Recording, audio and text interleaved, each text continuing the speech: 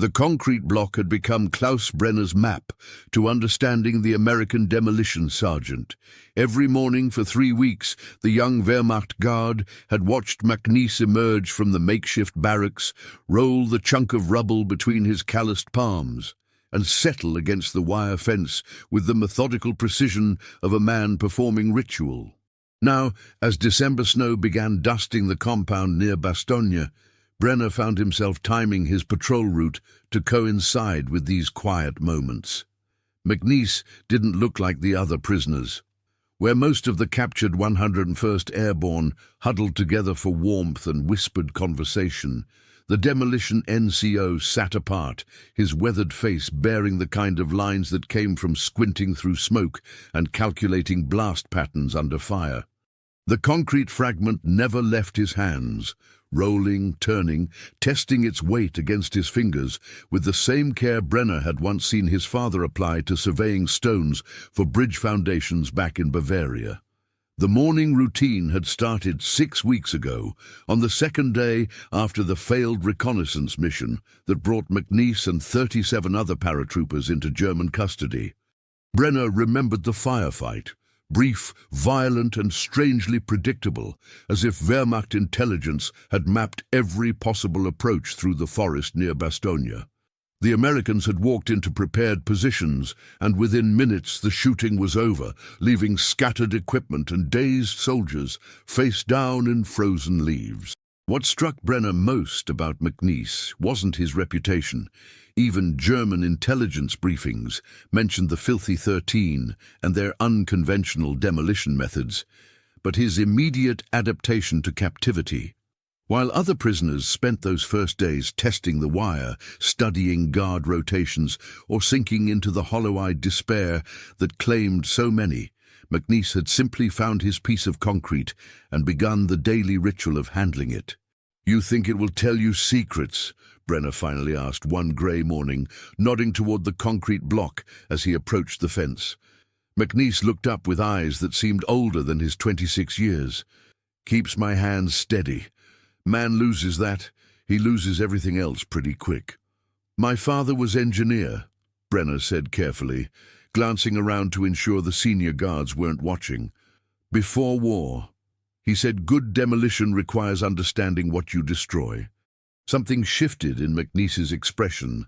Not suspicion exactly, but a recalibration, like a man adjusting the timing on a fuse. "Your father know about bringing things down?" "No, building them. Bridges mostly. But he taught me that knowing how something stands teaches you how it falls." McNiece studied the young German guard with new attention. Brenner was perhaps 22, with intelligent eyes that carried their own weight of exhaustion. His English, while accented, carried a precision that suggested education beyond the typical Wehrmacht conscript. More importantly, there was something in his manner, a careful respect, rather than the casual brutality or fearful posturing McNiece had learned to expect from guards. "This piece," McNiece said, holding up the concrete block, "came from somewhere specific?" "The church in village. Allied bombing 3 months ago." Brenner's voice carried no accusation, just fact. 70 people died, my cousin among them.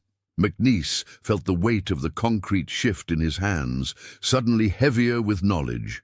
He'd participated in dozens of demolition missions, calculating structural weak points and blast radii with mathematical precision, but the human geography of destruction had always remained abstract. Buildings emptied, bridges blown clean, military targets reduced to rubble and tactical advantage. Now he held a fragment of someone's last sanctuary, worn smooth by his own unconscious ritual. Why tell me that? Because you handle it like it has meaning, not like debris. Over the following days, their conversations developed into something unprecedented in McNiece's experience of captivity, a genuine exchange across the wire that acknowledged both men's humanity without abandoning their respective loyalties. Brenner spoke of his father's engineering projects, the mathematical beauty of load-bearing calculations, the satisfaction of creating structures that would outlast their builders. McNiece found himself describing the art of controlled demolition, how bringing down a bridge or bunker required understanding its construction, respecting the work that went into it. The concrete block became a focal point for these exchanges, a tangible connection between destruction and creation, between the American demolition expert and the German guard whose family had built the infrastructure McNiece's unit was trained to destroy. Neither man spoke of it directly, but both understood they were exploring the moral territory that official war narratives couldn't accommodate, the space between enemy and human being, between duty and conscience. As rumors began circulating through the compound about a possible escape attempt, McNiece found himself carrying more than just the weight of the concrete fragment. The other prisoners looked to him for leadership, expecting the demolition expert who had improvised his way through impossible missions to somehow engineer their freedom. But captivity had taught him something his airborne training never addressed. Sometimes the most dangerous enemy was the illusion of control. If stories like this make you imagine what you'd do under fire, tell us in the comments how you think you'd react in this situation. And stay with us for the next chapters. The escape plan was everything McNiece had learned to distrust during his demolition training. Complex, dependent on perfect timing, and built on assumptions about enemy behavior that felt more like wishful thinking than tactical assessment. Private Tommy Kowalski, a replacement who joined the 506th PIR just before the reconnaissance mission, had sketched the scheme on a scrap of paper hidden beneath loose floorboards in their barracks. Simultaneous diversions at the eastern fence, a coordinated rush through the wire, and a dash across 3 miles of German-controlled territory to reach rumored American positions. McNiece rolled the concrete fragment between his palms as Kowalski outlined the plan to 8 other prisoners huddled in the dim space behind the barracks' makeshift bunks. The demolition NCO's experience with controlled explosions had taught him to recognize when too many variables were stacked against success, and every detail of Kowalski's escape attempt screamed inevitable disaster. "Guard change happens at 2300, Kowalski whispered, his young face animated with desperate hope. "That gives us maybe 90 seconds while the new shift settles into position. We hit the wire here and here, split their attention, then punch through before they can coordinate response." "What about the machine gun position overlooking the compound?" asked Sergeant Bill Murphy, whose weathered hands showed the calluses of a career demolition man. "That MG-42 can sweep the entire fence line in about 10 seconds. That's where the diversion comes in. We set fires at 2 points, force them to choose between stopping us and protecting their equipment." McNiece studied the crude map, feeling the familiar weight of responsibility settling onto his shoulders. As the senior demolition NCO among the prisoners, the others naturally looked to him for technical assessment of the plan's feasibility. But his growing conversations with Brenner had introduced complications that made simple military calculations inadequate. The young German guard's revelation about the concrete fragment had forced McNiece to confront questions he'd avoided throughout his combat service. What did it mean to specialize in destruction? How many families had lost sanctuaries, bridges, and livelihoods to his expertly placed charges? The mathematical precision he'd always taken pride in suddenly felt incomplete, missing variables that couldn't be measured in blast radius or structural damage. "McNiece, what do you think?" Kowalski's voice carried the desperate edge of a man who'd convinced himself that action, any action, was preferable to the slow erosion of imprisonment. McNiece looked up from the concrete block, aware that his next words would shape not only this conversation, but potentially the survival of every man in the barracks. "I think we're missing something important." "Like what?" "Like why they've kept us alive this long. German intelligence doesn't usually maintain POW compounds for 38 airborne troopers unless there's a strategic reason." Murphy nodded slowly. As an experienced demolition specialist, he'd learned to read between the lines of enemy behavior, searching for patterns that revealed tactical intentions. "You're thinking we're leverage for something." "I'm thinking desperate moves usually get desperate people killed," McNiece said, his voice carrying the quiet authority that had made him both respected and feared among the Filthy 13. "And I'm thinking we need better intelligence before we commit to anything that can't be undone." That evening, during his routine patrol, Brenner approached the fence with unusual tension in his shoulders. The young guard's careful composure seemed strained, as if he were wrestling with information he couldn't freely share. "Something changes in compound," he observed, studying McNiece's expression. "I see it in faces of men. Fear, but also preparation." McNiece weighed the concrete block in his hands, feeling its familiar texture against his calloused palms. The fragment had become more than a ritual object. It was a bridge between two men trying to navigate the moral complexity of wartime enemies who recognized each other's humanity. Sometimes men get tired of waiting for other people to decide their fate. And sometimes, Brenner replied carefully, waiting serves purpose beyond patience. Sometimes survival requires understanding larger pattern. The conversation carried undercurrents that neither man could express directly. Brenner's position as a guard prevented him from revealing specific intelligence about German tactical intentions, while McNiece's loyalty to his fellow prisoners made it impossible to directly discourage their escape planning. But both men understood they were dancing around information that could determine whether 38 American paratroopers lived or died in the coming days. "Your father's engineering work," McNiece said eventually. "Did he ever have to tear down structures that couldn't be saved? Buildings too damaged to repair?" "Sometimes. But he always said that knowing when to preserve something required same skill as knowing when to destroy it. Both required understanding forces at work beyond what eye could see." McNiece nodded, rolling the concrete fragment with renewed focus. The escape plan represented exactly the kind of decision he'd faced countless times as a demolition specialist. Commit to an irreversible action based on incomplete information, knowing that lives depended on getting the calculation right. But captivity had stripped away the familiar framework of orders, chain of command, and clear tactical objectives that usually guided such choices. Now he faced the most complex demolition problem of his career: how to preserve 38 lives by choosing exactly the right moment to act, or not act. The snow that began falling during the second week of December transformed the compound into something that looked almost peaceful from a distance: white dusted barracks, softened fence lines, and the muffled quiet that came with thick cloud cover. But McNiece had learned to read weather the way he read terrain features for demolition work, and the approaching winter storm meant more than scenic transformation.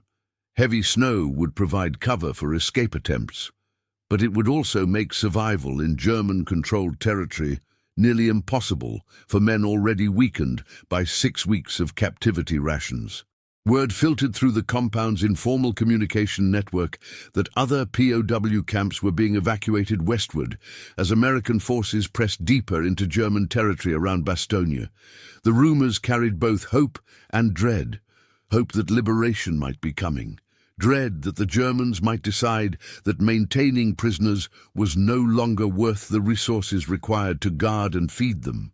Private Kowalski's escape planning had gained momentum despite McNiece's reservations, drawing in 12 more prisoners who saw the approaching storm as their best opportunity to reach American lines before winter made movement impossible.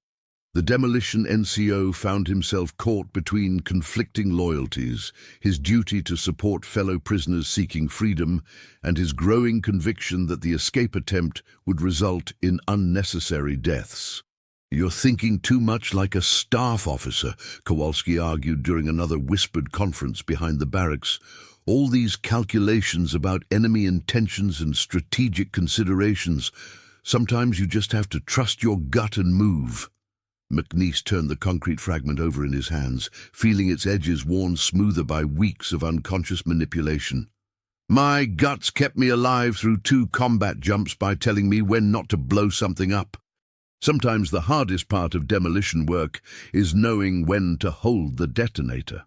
So we just sit here and hope the war ends before they decide we're too much trouble to keep alive.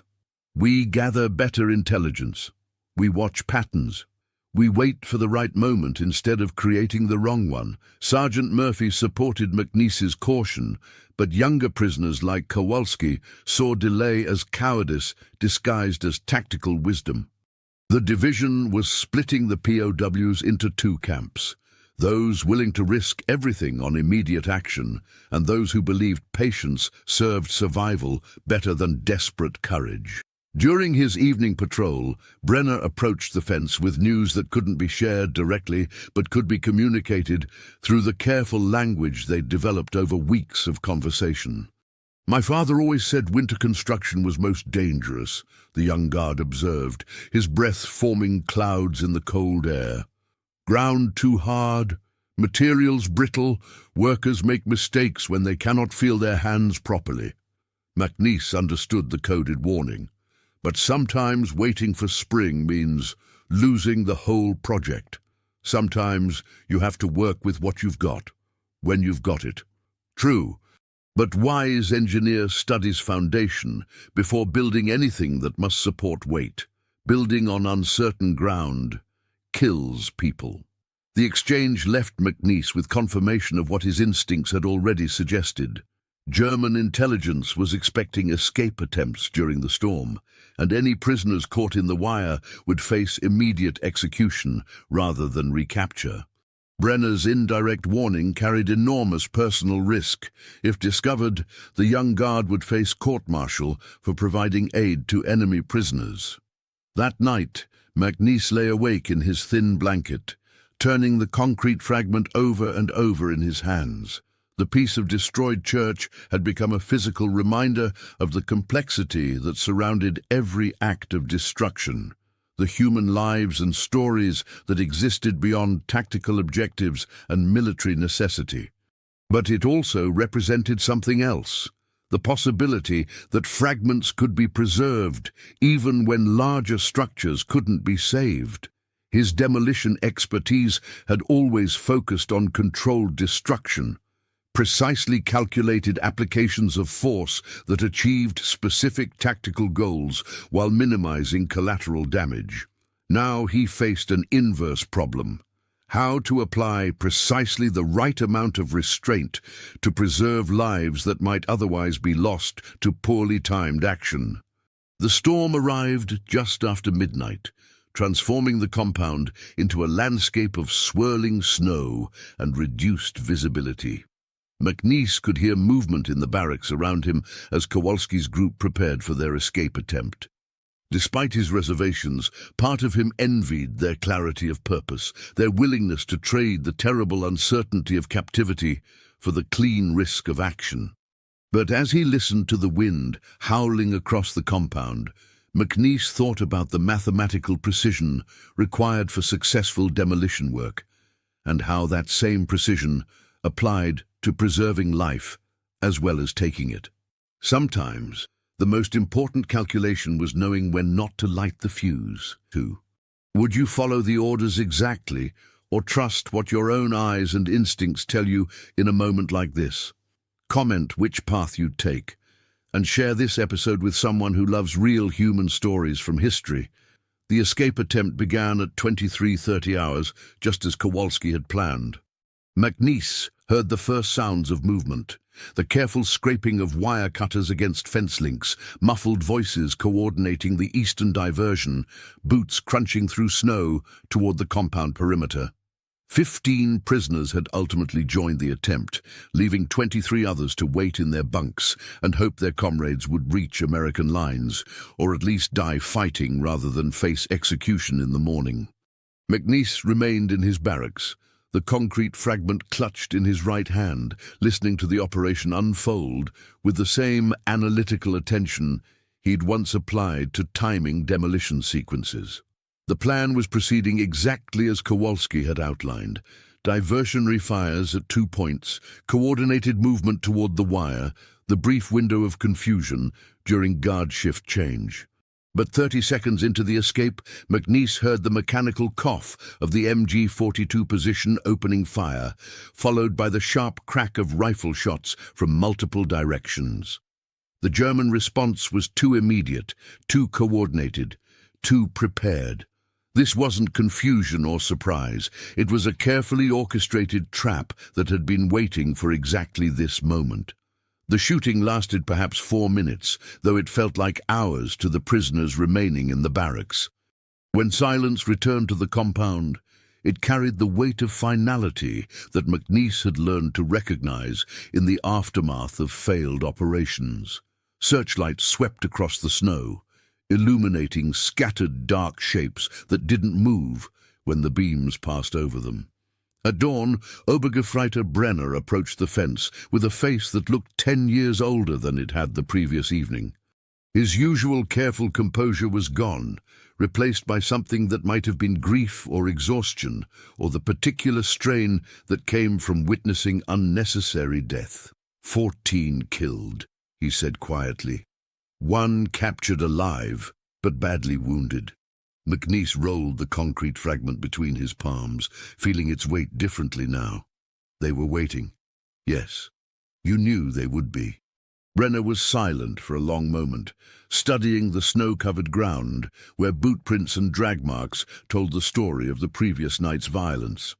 My father always said that good engineering requires accepting responsibility for consequences. Not just immediate results, but what happens to people who must use what you build. The statement carried layers of meaning that both men understood without explicit acknowledgement. Brenner's indirect warnings had been attempts to prevent exactly this outcome, while McNiece's refusal to participate had been based on tactical analysis rather than any special intelligence. Both men had tried, within the constraints of their positions, to preserve lives that were now lost. The one who survived, McNiece asked. Will he make it? Perhaps, if he wants to. Sometimes survival requires more will than body can provide. That afternoon, Camp Commandant Hauptmann Werner Stolz assembled the remaining prisoners for what he called a clarification of expectations. Stolz was a career Wehrmacht officer whose rigid adherence to military protocol extended to POW administration, treating captured enemy soldiers as logistical problems requiring efficient management rather than human beings deserving basic consideration. Escape attempts will result in immediate execution, he announced in accented English. No warnings, no second chances. The Geneva Convention protects prisoners who accept their status. It does not protect saboteurs and terrorists who violate the terms of honorable surrender. McNiece studied the commandant's face, reading the particular kind of bureaucratic coldness that reduced human lives to administrative categories. Stolz genuinely believed he was being reasonable, offering clear rules that prisoners could follow to ensure their survival. The mathematical simplicity of the arrangement probably satisfied his sense of professional competence, but McNiece had learned something about mathematical simplicity during his years as a demolition specialist. The calculations that looked clean on paper usually omitted variables that mattered enormously to the people affected by them. Stolz's rules didn't account for desperation, fear, the slow erosion of hope that captivity inflicted on men accustomed to action and purpose. That evening, Brenner's patrol route took him past the fence where McNiece sat with his concrete fragment, both men processing the previous night's events in their own way. Your friends who died, Brenner said eventually. They believed action was better than waiting. They believed anything was better than helplessness. Can't say I blame them for that. But you chose differently. McNiece considered the statement, rolling the concrete piece with movements that had become automatic over weeks of repetition. I chose based on what I know about demolition work. Sometimes the target isn't ready. Sometimes the approach is wrong. Sometimes waiting for better conditions saves more lives than immediate action. And sometimes waiting means missing the only chance. Yeah, sometimes it does. The acknowledgement hung between them, carrying the weight of 14 dead prisoners whose decision to act had been both brave and fatal. Neither man could know whether different timing or different circumstances might have led to a successful escape, or whether the German response would have been equally devastating regardless of when the attempt occurred. What both men understood was that survival in captivity required a different kind of courage than battlefield heroics, the patience to endure uncertainty, the wisdom to distinguish between calculated risks and desperate gestures, the strength to carry responsibility for choices that affected other people's lives. The secret that McNiece would carry for the rest of his life wasn't about courage or cowardice. It was about the conversation that didn't happen on the night of the escape attempt. As Kowalski and his group prepared for their desperate run through the wire, 3 prisoners had approached McNiece's bunk with a direct question. Should they trust his tactical assessment and abandon the attempt, or follow their fellow soldiers into what might be their only chance at freedom? McNiece had turned the concrete fragment over in his hands for nearly a full minute before answering, feeling the weight of lives balanced against his growing conviction that the escape was doomed. The mathematical part of his mind had already calculated the probable outcomes: machine gun coverage, prepared positions, the impossibility of crossing 3 miles of hostile territory in winter conditions. But the human part struggled with a more complex equation: the right of desperate men to choose action over surrender, even when that choice led to death. "I can't make that decision for you," he had finally said, knowing even as the words left his mouth that he was choosing safety over leadership, analysis over inspiration. Every man's got to weigh his own odds.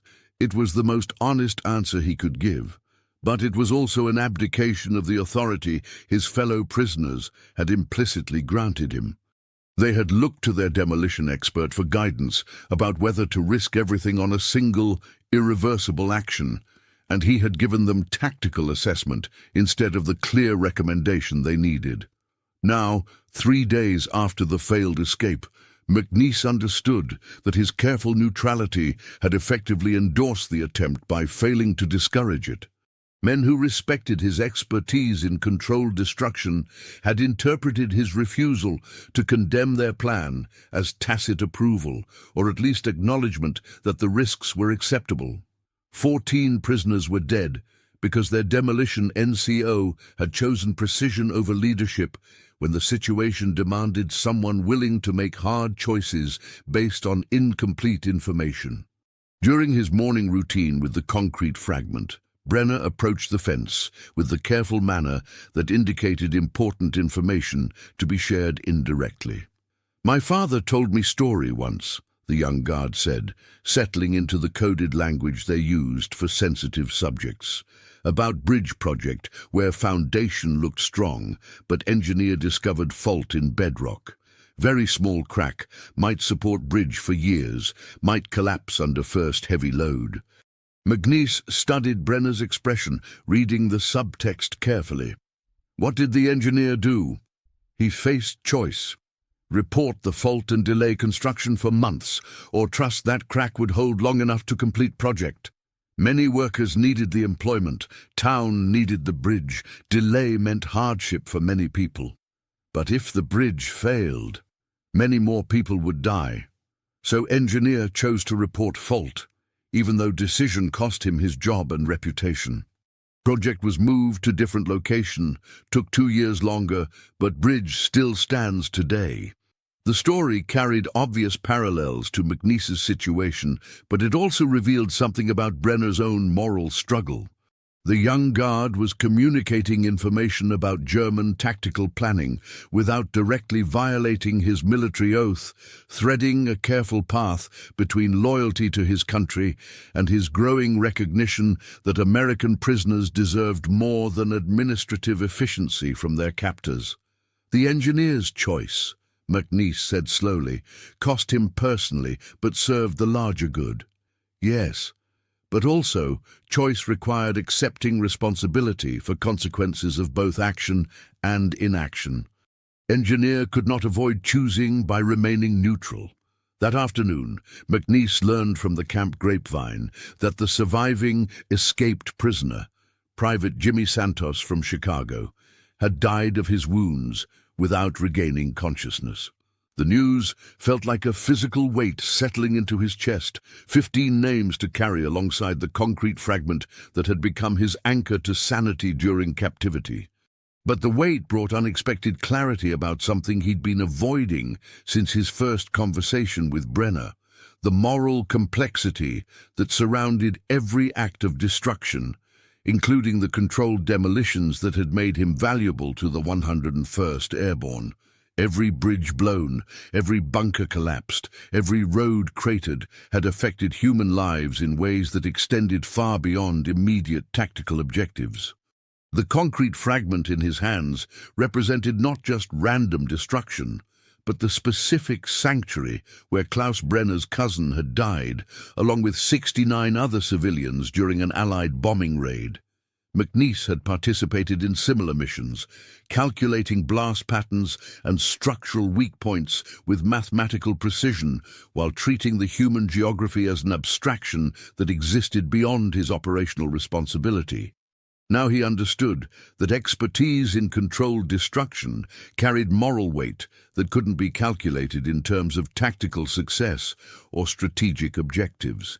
Every time he placed charges or timed detonations, he was making choices that affected families, communities, and individual lives in ways he would never fully comprehend. The recognition didn't make him question his military service or the necessity of the war against Nazi Germany. But it did force him to acknowledge that his demolition expertise existed within a human context that demanded more than technical competence. It required accepting responsibility for the full spectrum of consequences that flowed from precisely applied violence. As evening approached, McNiece sat against the fence with the concrete fragment warming in his hands, understanding finally why Brenner had chosen to share the story of his cousin's death. It wasn't accusation or attempted guilt manipulation. It was recognition of shared humanity between two men whose professional skills involved different forms of engineering, one dedicated to creation and the other to controlled destruction. Both carried responsibility for the human cost of their expertise, and both were learning that moral clarity required more than following orders or executing technical procedures with precision. Liberation came on January 18, 1945, not with the dramatic breakthrough McNiece had imagined during his months of captivity, but as a quiet shift in the guards' behavior that suggested larger forces were moving beyond the compound's wire perimeter. The sound of artillery had been growing closer for 3 days, and when Brenner failed to appear for his morning patrol, McNiece knew that significant changes were approaching. American forces entered the compound just after dawn, elements of the 4th Armored Division who looked as exhausted and weather-beaten as the prisoners they were liberating. 23 survivors of the original 38 paratroopers walked out through the gates, carrying their few possessions and the complicated weight of having endured captivity, while others had died attempting freedom. McNiece searched among the captured German personnel for any sign of Brenner, but the young guard had vanished, along with most of the Wehrmacht garrison, during the chaotic final days before surrender. Whether he had been killed, captured elsewhere, or successfully evacuated westward remained unknown, leaving the conversations across the fence as another fragment that couldn't be fully resolved. During the medical processing that followed liberation, McNiece submitted to the routine examinations and debriefings while maintaining careful silence about certain aspects of his captivity experience. The official reports documented weight loss, minor injuries, and basic information about guard treatment and compound conditions, but they couldn't capture the moral complexity of his conversations with Brenner or the weight of responsibility he carried for the failed escape attempt. When the intelligence officers asked about collaboration or fraternization with German personnel, McNiece described brief exchanges about weather and food, omitting the deeper conversations that had shaped his understanding of the human cost inherent in his demolition expertise. Some truths were too complicated for official documentation, requiring forms of discretion that extended beyond military security concerns. 6 weeks later, back in England, awaiting transport to the United States, McNiece sat in a replacement depot barracks, turning the concrete fragment over in his hands while composing a letter he would never send. The piece of destroyed church had survived liberation, medical processing and transportation across 3 countries, worn smooth as riverstone from months of unconscious handling. The letter was addressed to Klaus Brenner, though McNiece had no way of knowing whether the young guard had survived the war or where he might be found. Instead of mailing it, McNiece would eventually place it inside a small wooden box, along with the concrete fragment, creating a private memorial to conversations that had changed his understanding of what it meant to specialize in controlled destruction. "I learned something from you about the weight that engineers carry," he wrote. "About responsibility for what happens to people who must live with the results of our technical decisions. I don't know if that makes me a better demolition man or just a more troubled one, but I know it makes me more human." Years later, working construction in post-war Oklahoma, McNiece would sometimes pause when his crew was tasked with demolishing old buildings or removing structural obstacles. The mathematical precision remained unchanged, calculating blast patterns, timing charges, ensuring controlled collapse within predicted parameters. But now he found himself spending more time studying the structures before bringing them down, reading their history and architectural details, and imagining the lives that had been shaped within their walls. The concrete fragment never left his possession, becoming a touchstone he carried through decades of civilian life, marriage, children, and the slow process of integrating wartime experiences into a peacetime identity. Sometimes he would hold it while trying to sleep, feeling its familiar weight as a reminder that even in the depths of war, individual choices about preserving or destroying human connection could matter more than tactical objectives or strategic plans. At a Veterans Administration hospital in 1987, 42 years after liberation, McNiece sat across from a young counselor who was struggling to understand the complexity of combat trauma that didn't fit standard diagnostic categories. The official records spoke of POW status, successful resistance to interrogation, and eventual liberation by Allied forces. Clear narratives that satisfied administrative requirements for benefits and treatment. But McNiece knew the truth was more complicated, filled with moral ambiguities and unexpected moments of humanity that resisted bureaucratic categorization. He tried to explain how conversations with an enemy guard had taught him more about the responsibility inherent in his demolition expertise than any technical training or tactical manual. "You're saying that being captured changed your understanding of your job as a demolition specialist?" the counselor asked, taking notes that would become part of McNiece's permanent record. "I'm saying I learned that knowing how to bring something down isn't complete unless you understand what it took to build it in the first place," McNiece replied, rolling the concrete fragment between his palms with movements that had become automatic over 4 decades. "And that every time you blow something up, you're affecting people's lives in ways you might never see or understand." The counselor nodded politely, but McNiece could see that the observation didn't translate into anything that fit standard treatment protocols. Some lessons from war existed in territory too complex for official documentation, requiring forms of wisdom that had to be carried privately rather than shared through institutional channels.